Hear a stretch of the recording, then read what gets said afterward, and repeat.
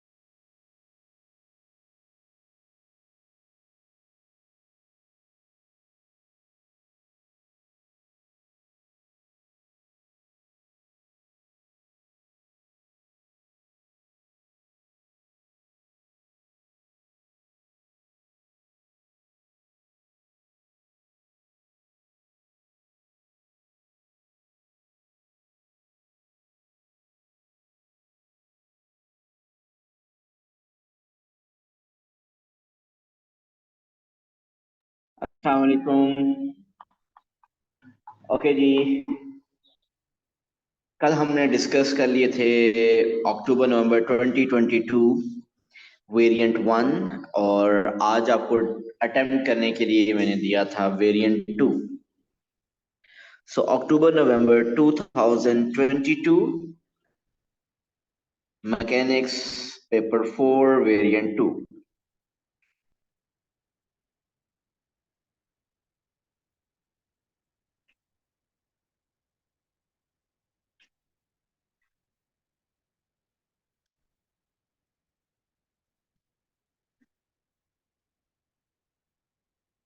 This is the paper which we have to discuss today.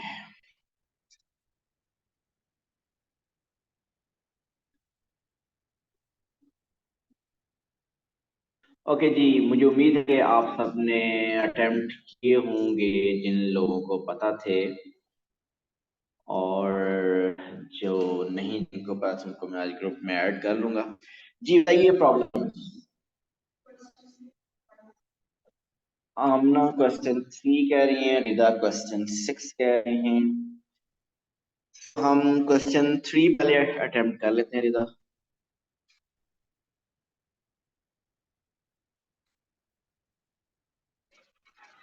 Okay, this is question 3.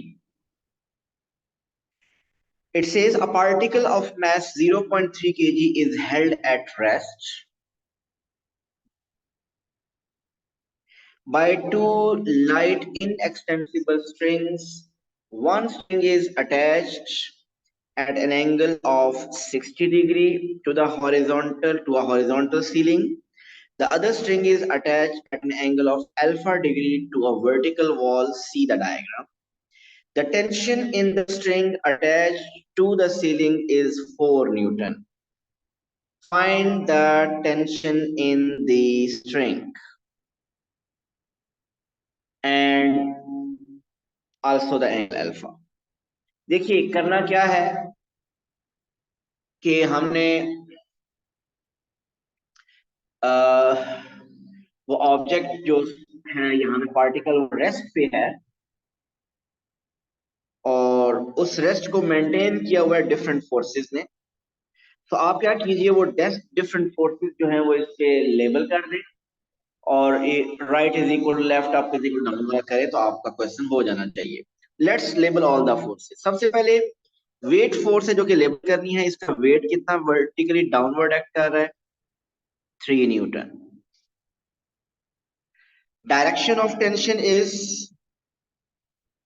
Away from the object, this is the direction of tension.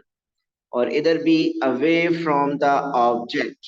क्या आपके पास जो tension है,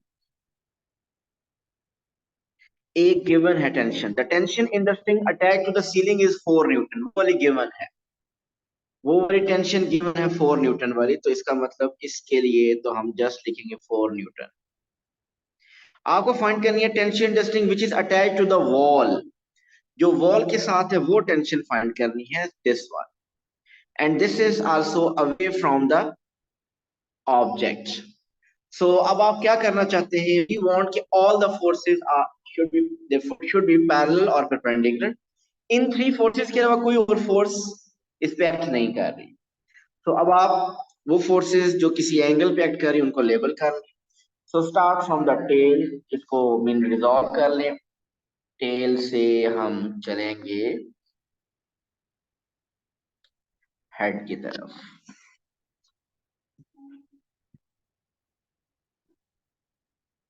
so angle 60 के opposite, this is 4 sin 60 and this is for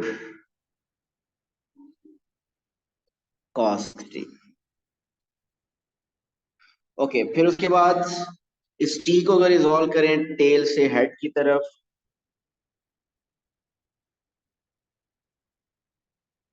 so tell से head की तरफ। So angle के opposite is T sine alpha and this is T cos alpha.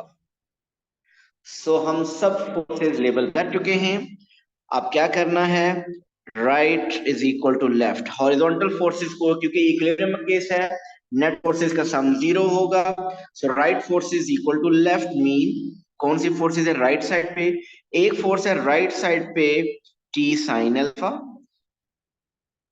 और इसके अलावा राइट साइड पे फोर्स है no, is equal to 4 cos 60. So we got one equation from this one. अब आप एक और इक्वेशन बनाए वर्टिकल फोर्सेस के लिए। Vertically upward there is one force and downward two forces. Downward two forces कौन सी हैं? Mean upward is equal to downward, so आपके पास आ जाएगा upward force 4 cos 60 is equal to downward is t cos alpha plus 3। So अब आपने इन टू इक्वेशंस को साइमल्टेनियसली सॉल्व करना है और आपके पास टेंशन भी आ जाएगी और अल्फा भी आ जाएगा। जी आमिना, आगे हो जाएगा या फर्दर सॉल्व? हो जाएगा sir. Okay, so that was question 3। Next बताइए।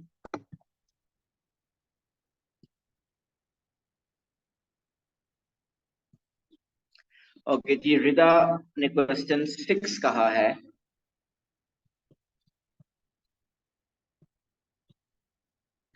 Okay, let's do question 6 then.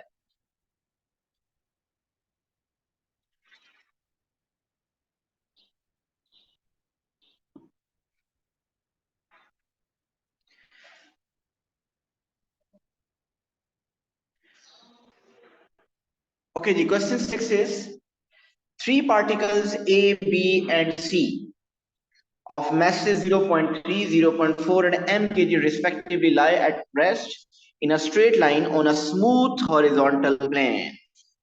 Smooth भी है, हॉरिजॉन्टल भी है, इसका मतलब स्पीड थ्रू आउट कॉन्स्टेंट रहेगी। अगर कोई एक ऑब्जेक्ट हॉरिजॉन्टल प्लेन पे 5 की स्पीड से चल रहा है तो थ्रू आउट स्पीड 5 रहेगी, कम नहीं होगी, क्योंकि कोई रेजिस्टिव फोर्स नहीं है, स्मूथ प्लेन है। The distance between B and C is 2.1 meter. A is projected directly towards B with speed 2 meter per second. A is projected towards B with speed 2 meter per second. After A collides with B, the speed of A is reduced to 0.6. Still moving in the same direction, show that the speed of B after the collision is 1.05. So हमने क्या करना है? Law of conservation of momentum apply करना है। तो momentum before collision अगर देखा है तो all the particles are moving towards right, जो मैंने डायग्राम बनाई उसके मुताबिक। बिफोर कोलिजन ए भी राइट पे मूव कर रहा है और आफ्टर कोलिजन की A and B both are moving towards right, तो सबके मोमेंटम पॉजिटिव होंगे, तो किसी पॉजिटिव होंगी। So total momentum before collision, A का मास था 0.3 और speed is 3, speed is 2। Momentum of B is 0 because B is at rest, is equal to total momentum after collision. Momentum of A is mass into velocity 0.3 into after collision उसकी velocity होगी 0.6 plus momentum of B after collision is B का mass 0.4 और उसकी speed हमने find करनी है V। यहाँ से कैलकुलेशन करेंगे, you will get the velocity of B after collision, it should be 1.05। ऐसे ही एक आफ्टर कैलकुलेशन का यही नंबर आ रहा है। हमें केयरफुल होना होता है लॉ ऑफ कंजर्वेशन और मोमेंटम में जब अप्लाई करते हैं तो डायरेक्शन के बारे में। अगर आपने एक बार डिसाइड कर लिया कि जो डायग्राम आपने खुद बनाई है उसके मुताबिक अगर direction of motion towards right है, उसका मोमेंटम अगर पॉजिटिव लेना है, तो through out the equation left और राइट साइड पे आपने मोमेंटम टुवर्ड्स राइट पॉजिटिव लेना है और मोमेंटम टुवर्ड्स लेफ्ट फिर नेगेटिव लेना है। ओके जी, अब क्या होता है कोलिजन के बाद?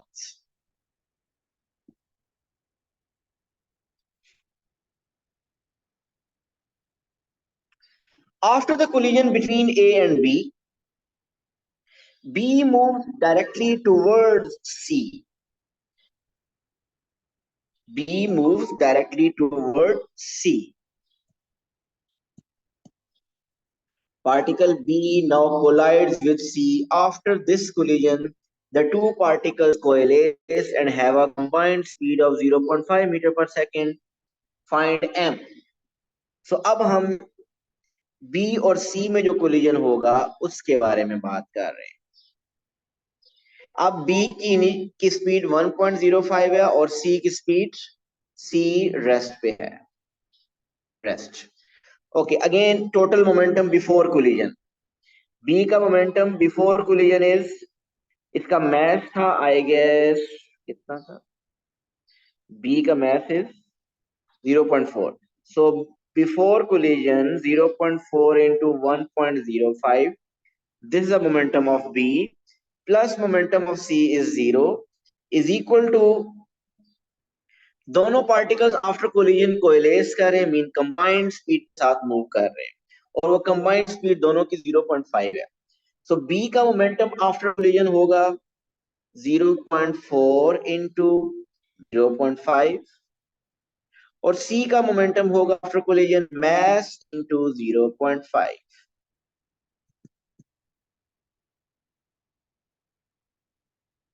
बताइए यहां से कैलकुलेशन के बाद what's the mass?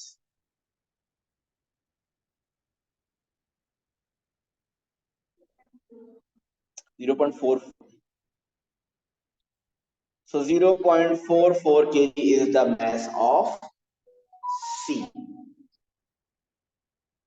So part A और बी में तो कोई प्रॉब्लम नहीं था, मेरा ख्याल है आपको पार्ट सी में कोई मसला आया होगा। लेट्स सी के what is C part.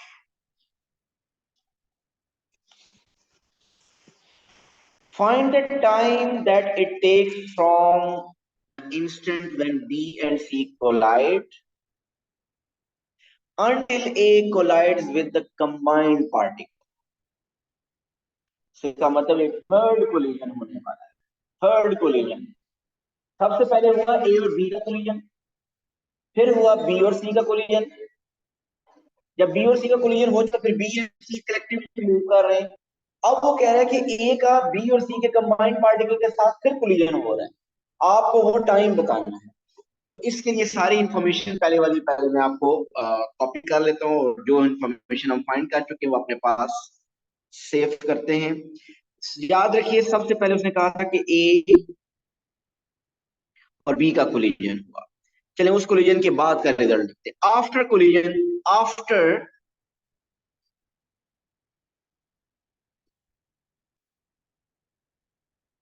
First collision, बताइए ए की स्पीड क्या थी आफ्टर फर्स्ट कोलिजन? 0.6 मीटर पर सेकेंड। और यहां पे उस वक्त था बी, मीन ये है, और बी की स्पीड आफ्टर कोलिजन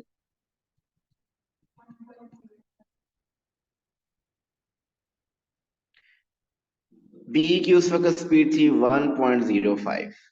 अब डेफिनेटली बी की स्पीड ज्यादा है तो B will move faster than A, so और वो सी के साथ कोलिजन करेगा। What's the gap between B and C? 2.1 metre. अब बी और सी का कोलिजन होने लगा आफ्टर सेकंड कोलिजन की बात आप मैं कर रहा हूं, मीन बी और सी का कोलिजन हो चुका है, बी और सी का कोलिजन हो चुका है। जब बी और सी का कोलिजन हो चुका है तो आफ्टर कोलिजन दोनों की कॉमन स्पीड कितनी बन गई? 0.5 मीटर पर सेकंड, ऐसे गिवन था जी। यहां तक सिनेरियो समझ लिए, पार्ट 1 और 2, ए और बी में हम ये कर चुके हैं। अब बात ये है कि जब बी और सी का कोलिजन हुआ तो after collision B and C they are moving in this direction. जब बी और सी का कोलिजन हुआ उस वक्त ए कहां पे था?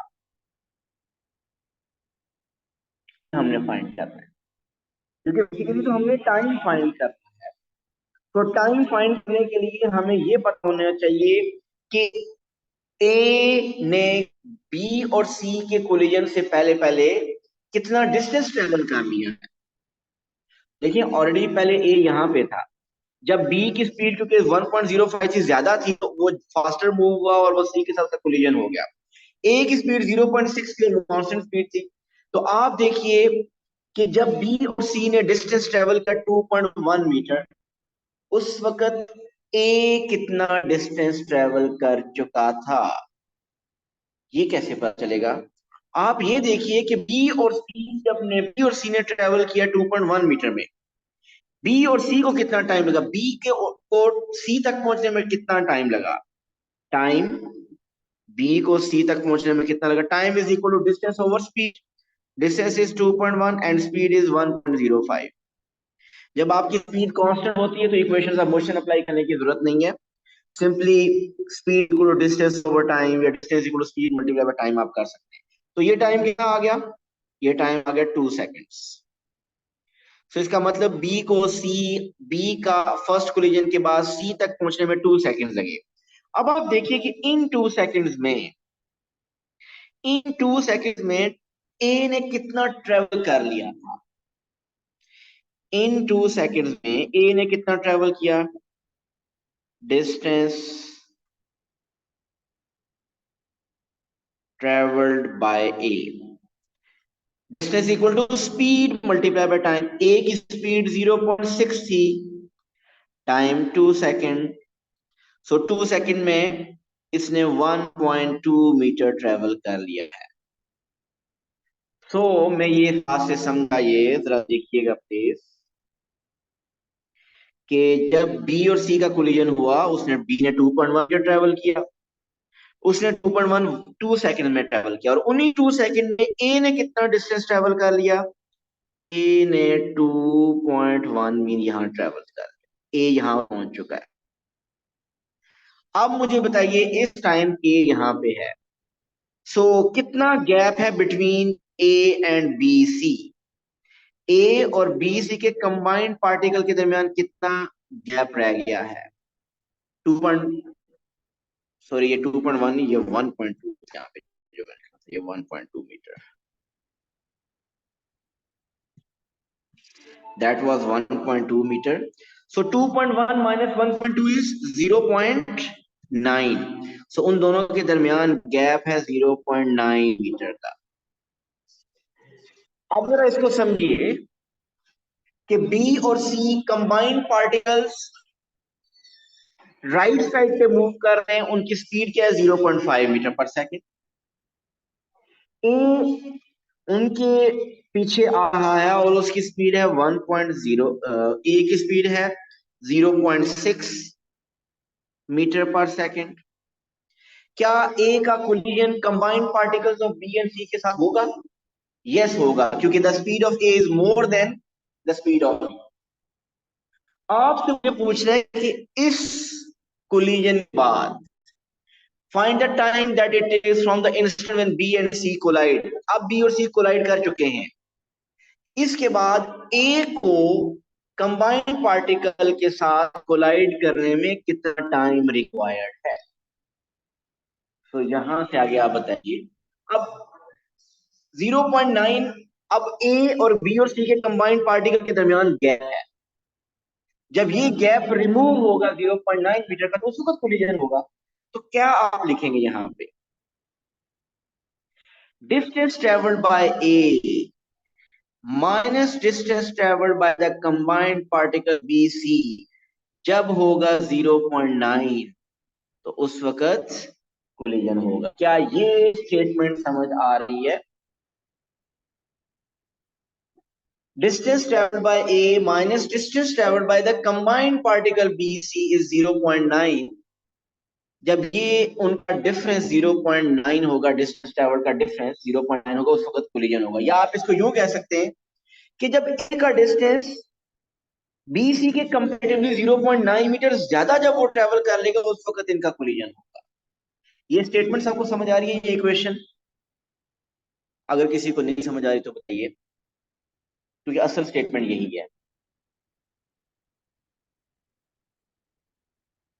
ओके, तो अगर ये है तो distance is speed multiply by time. So A की स्पीड है 0.6 टाइम, बी सी की स्पीड है 0.5 time is equal to 0.9. So 0.6t minus 0.5t means 0.1t is equal to 0.9.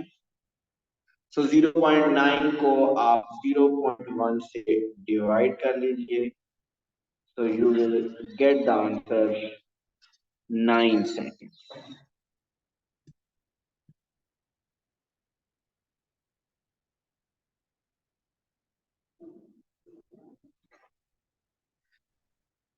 So जब बी और सी का कोलिजन हो चुका, उसके बाद ए को बी सी के साथ कोलाइड करने में 9 सेकेंड रिक्वायर्ड है। सर इसमें भी 2 सेकंड ऐड नहीं करने? नहीं, क्वेश्चन पढ़ लें, शायद ऐड करने हो, लेकिन क्वेश्चन अगर आप दोबारा पढ़े तो हमें पता चल जाएगा। उसने टोटल टाइम नहीं कहा, उसने फर्स्ट कोलिजन के बाद नहीं कहा, उसने बी और सी के कोलिजन के बाद की बात की है। Find the time that it takes from the instant when B and C collide. जब बी और सी कोलाइड कर चुके होंगे उधर से लेकर until A collides with combined particle। अगर वो कहता ना कि जब ए और बी का कोलिजन हुआ वहां से लेकर जब ए बी सी के कंबाइंड पार्टिकल साथ करते तो फिर आप ऐड करते टू, लेकिन इस केस में नहीं करेंगे। आई होप ये बात क्लियर है आप। ठीक है सर। जी क्लियर है सबको ये क्वेश्चन? जी नेक्स्ट बताइए।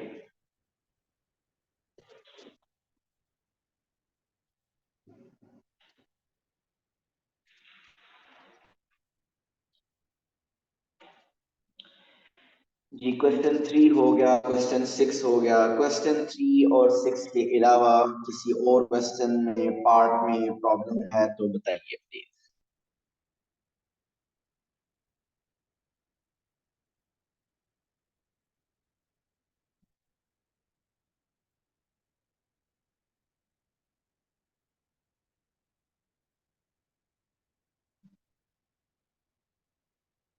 No more problem? कैसे हो सकता है आज? क्या ये सर पेपर इजी था? क्वेश्चन 7 करा दे सर। क्वेश्चन 7 का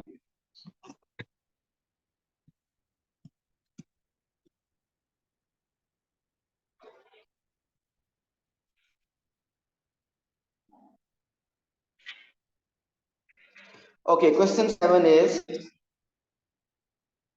a particle P travels in a straight line starting at rest from a point O. The acceleration of P at time t second after leaving O is denoted by a meter per second square, where acceleration का expression 0.3 t power 1 by 2 which is valid for time 0 से लेकर 4 तक, and acceleration is minus k t raised to power minus 3 by 2 and this is valid for 4 से लेकर t तक, where k and t are constants. Find the velocity of p at t is equal to 4.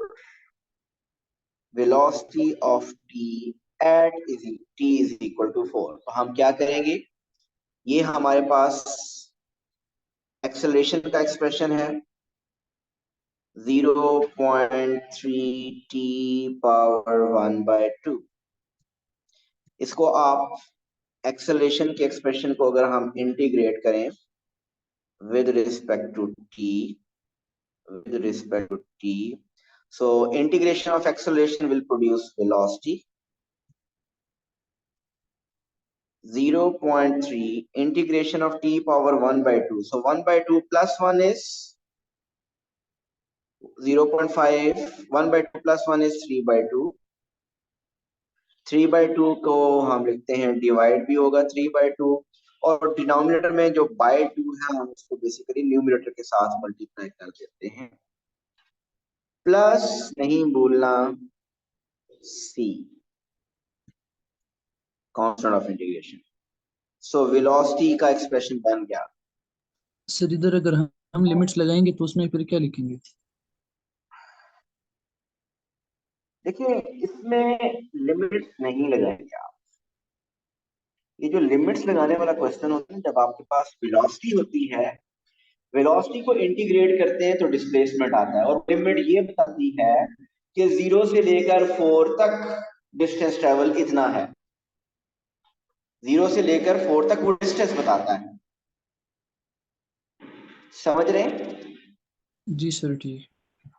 जब आप acceleration को integrate करके velocity बता रहे हैं, तो अगर आप इस पे लिमिट लगाएं 0 से 4 तक, तो 0 से 4 तक वेलोसिटी तो आपको नहीं समझ आई, आपको तो वेलोसिटी फाइंड करनी है at t is equal to 4। तो इसमें लिमिट्स नहीं पुट करेंगे, इसमें वेलोसिटी का एक्सप्रेशन फाइंड करेंगे और उसमें फिर t की जगह 4 पुट कर देंगे, वेलोसिटी आ जाएगी। ओके, 2 इंटू 0.3 ओवर 3 कितना बनता है भाई?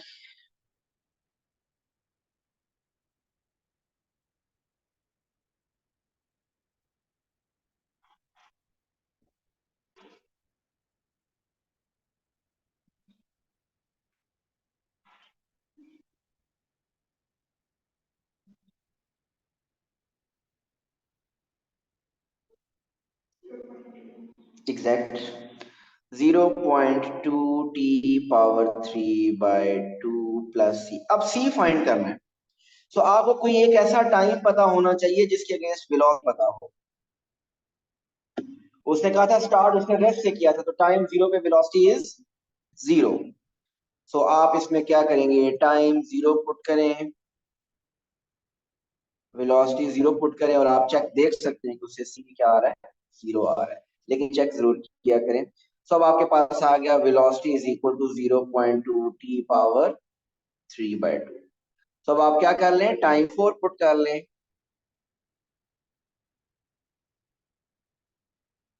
और वेलोसिटी आ जाएगी।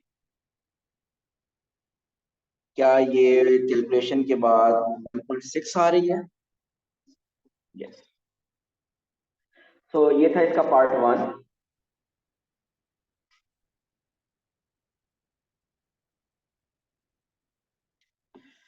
ओके जी, सेकंड पार्ट देखते हैं इसका, बी पार्ट। ये इक्वेशंस कहीं पे चाहिए हुई तो मुझे बताइएगा आप प्लीज, जहां मैं रेज करने लगा हूं। B part is, it is given that there is no change in the velocity of p at t is equal to 4। क्या बताना चाह रहा है?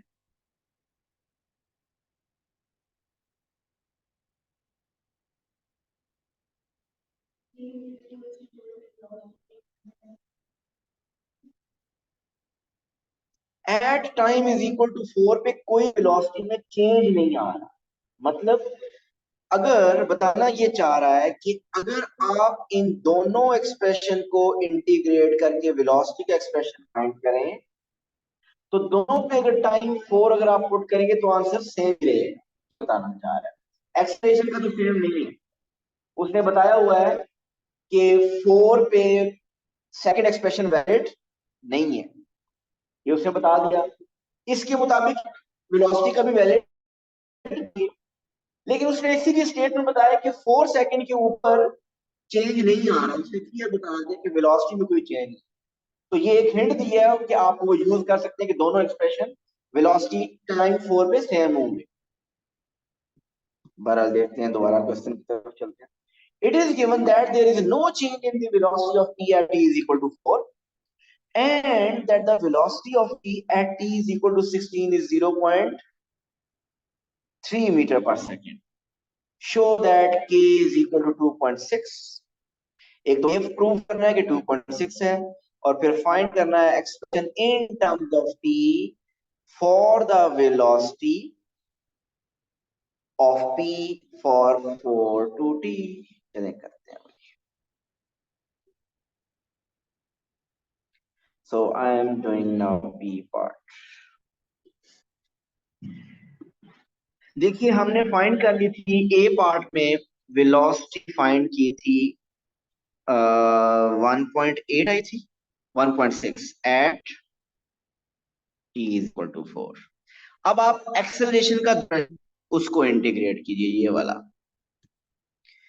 Acceleration is equal to minus k t power minus 3/2। अगर हम इसको इंटीग्रेट करें with respect to t, we will get velocity is equal to coefficient minus k as it is, t power minus 3/2 plus 1 is minus 1/2, और denominator में क्या आ जाएगा -1/2, और -1 तो इधर लिखेंगे 2, में इधर लिख दूंगा 2k बन जाएगा, प्लस अगेन इसमें कांस्टेंट आएगा और इसको c1 कहते हैं। सो आपके पास इक्वेशन आ रही है v is equal two plus 2k power k t power -1/2 plus c1। अब ये कांस्टेंट 1 कैसे फाइंड करें? अब तो 2 अननोन हो गए, अब तो आपके पास 2 अननोन हो गए, एक अननोन नहीं है। How will you find k and c1?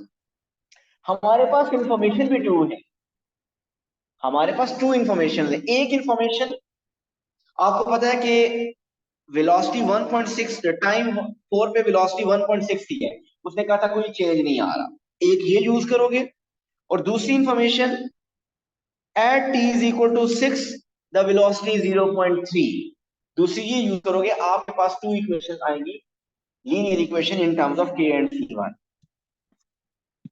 पहले यूज करते हैं v 1.6 when time is 4। इससे इक्वेशन बन रही है 4 पावर -1/2 बनता है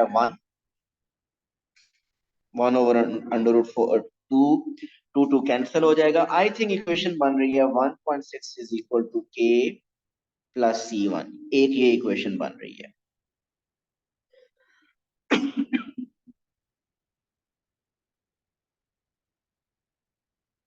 और फिर आप यूज करें टाइम 16। सर लेकिन इसमें तो हम 4 नहीं पुट कर सकते ना। क्यों नहीं पुट कर सकते? मुझे आप रीजन बताएं, मैं बिल्कुल उसको जस्टिफाई करूंगा। सर वो आप मुझे वैलिड ही रीजन नहीं है बताएं। सर। बिल्कुल सही कह रहे हैं, मैं भी बताता हूँ। वैसे मैं बताइए रीजन ये, लेकिन फिर क्लियर करता हूँ। T16 का वेलोसिटी 0.3 यूज करेंगे। इजलाल आप बिल्कुल ठीक कह रहे हैं कि आप किस बेसिस पे कह रहे हैं, वो इस बेसिस पे कह रहे हैं कि ये जो एक्सप्रेशन का एक्सप्रेशन है वो टाइम इज इक्वल टू 4 पे तो वैलिड ही नहीं है, वो टाइम इज ग्रेटर देन 4 पे वैलिड है एक्सेलरेशन का एक्सप्रेशन। तो इसका मतलब ये हुआ कि इससे जो वेलोसिटी का एक्सप्रेशन फाइंड करेंगे वो भी 4 पे वैलिड नहीं होगा। समझ तो यही आ रहा है। लेकिन उसने स्टेटमेंट दे दी है कि टाइम 4 के ऊपर there is no change in the velocity.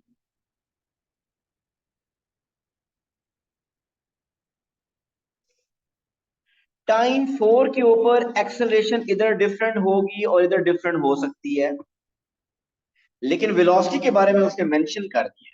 जो आप बात कर रहे हैं जिस लॉजिक से, वो बिल्कुल ठीक है, लेकिन अगर ये उसके बाद जो नई स्टेटमेंट उसने क्वेश्चन में दे दी है, उसका मतलब ये बनता है कि वेलोसिटी टाइम 4 पे चेंज नहीं हो रही, तो पहले वाला एक्सप्रेशन और बाद वाला एक्सप्रेशन, इसका मतलब टाइम 4 को हम यूज कर सकते हैं और आंसर सेम आएंगे। और अगर ये स्टेटमेंट ना लिखी हुई, मैं कभी यूज ना कर सकता। So time 16 velocity 0.3.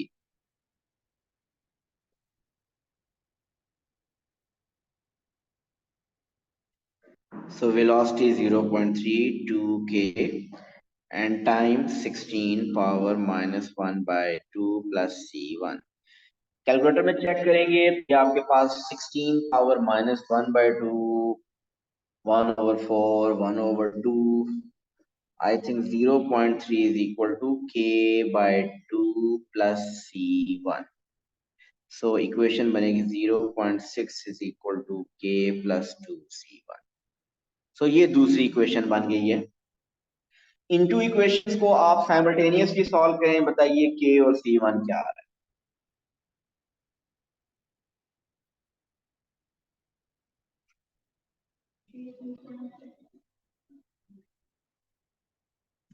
You are saying k is 2.6,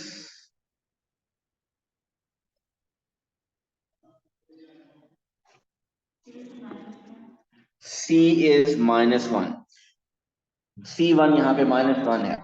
हमें चाहिए क्या था, हमें चाहिए था शो दैट के, अच्छा प्रूव करना था, तो ये तो 2.6 प्रूव हो गया। और एक्सप्रेशन फाइंड करा था इन terms of T for the velocity, तो वेलोसिटी का एक्सप्रेशन ये आ गया है, उसमें अब आप c1 पुट कर दीजिए। सो उसमें अगर हम c1 पुट करें तो वेलोसिटी का एक्सप्रेशन इज k की वैल्यू भी पुट करनी है, सो 2 into 2.6 is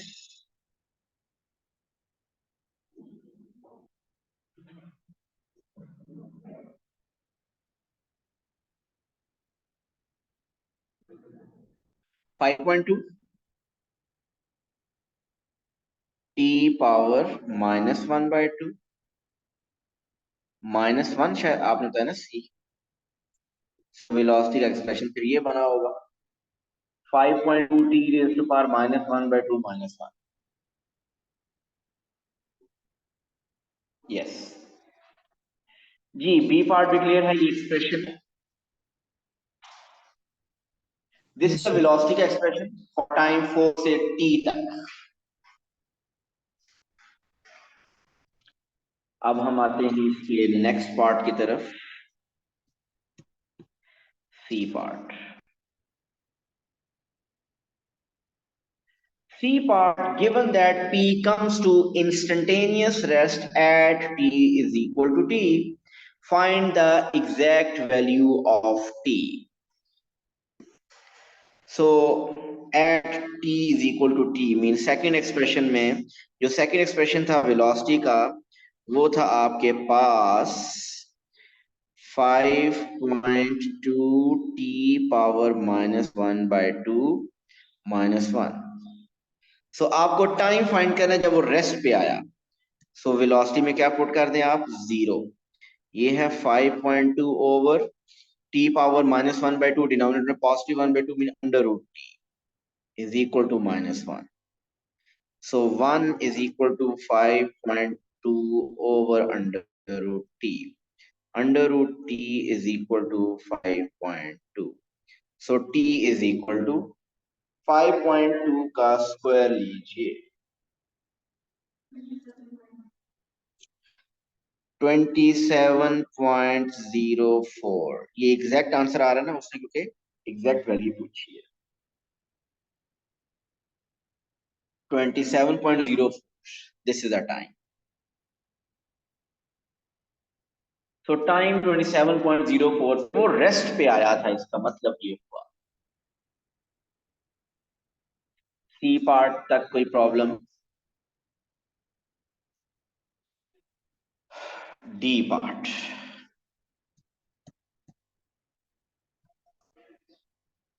find the total distance travelled between time is equal to 0 से time is equal to t तक।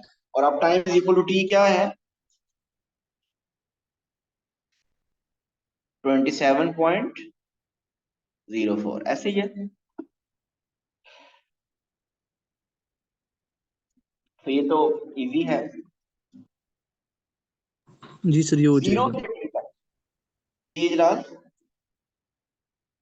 सर ये वाला हो जाएगा, ये बात।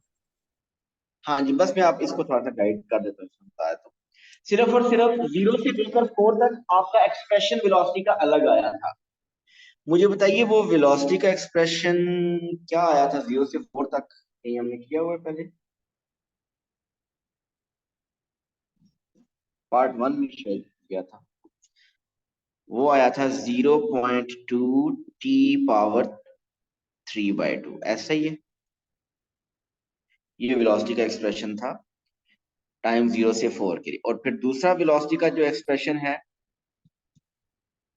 वो था 5.2 टी पावर -1/2 -1। देखिए टोटल डिस्टेंस फाइंड करते हुए सिर्फ केयरफुल ये रहना है कि मिडल की पार्टिकल की रेस्ट पे तो नहीं आ रहा।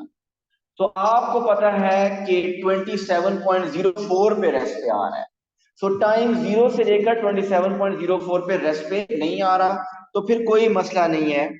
इस वेलोसिटी के एक्सप्रेशन को विद रिस्पेक्ट टू टाइम अलग इंटीग्रेट करें 0 से 4 तक, और इस वेलोसिटी के एक्सप्रेशन को अलग इंटीग्रेट करें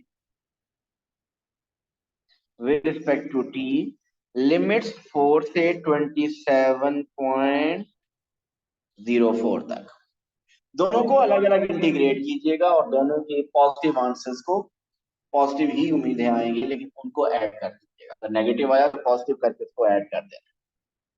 अगर यहाँ पे पता चलता कि आपको 27.04 तक टोटल डिस्टेंस फाइंड करना है और अगर आपको ये पता चलता कि टाइम 20 पे वो रेस्ट पे आ गया, तो फिर थोड़ी सी कैलकुलेशन और बढ़ जाती। 4 से लेकर 20 तक अलग इंटीग्रेट करते और 20 से 27.04 तक अलग इंटीग्रेट करते और उनके फिर एंड पे पॉजिटिव आंसर्स को ऐड करते टोटल डिस्टेंस फाइंड करने के लिए। लेकिन यहाँ ऐसा कोई इशू नहीं है, यहाँ पे अलग अलग इंटीग्रेटिंग कर रहे हैं कि 0 से 4 तक जो टाइम का जो वेलोसिटी का एक्सप्रेशन है वो अलग है और 4 से ऑनवर्ड के लिए अलग है। इसकी दो अलग अलग इंटीग्रेशन करनी पड़ रही है। सो इंटीग्रेट करके लिमिट्स पुट करके टोटल आप ऐड कर दो, you'll get the final answer। जी, इज दैट क्लियर? अब आपने अटेम्प्ट करना है next paper, same October November 2022 variant 4-3। आज हमने 4-2 डिस्कस किया है, सो 4-3 अटेम्प्ट कीजिएगा। Thank you so much, see you इंशाल्लाह। अल्लाह हाफिज। मंडे को ही क्लास होगी, इससे पहले अगर मैंने वीकेंड को भी क्लास की तो आई लेट यू नो।